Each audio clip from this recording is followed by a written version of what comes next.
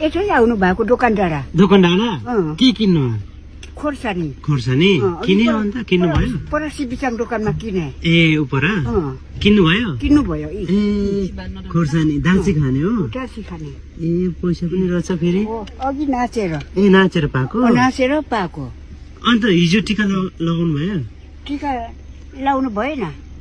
लाएको थियो झरी गयो लाएको थियो झरी गयो अघि त्यहाँ पर कम्ती राम्रो केटीहरू भेटी लगिन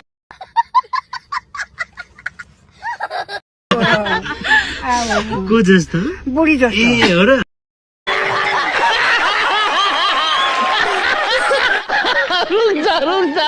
राम्रो थियो त्यो केटीहरू हेरेर भोको लाग्दैन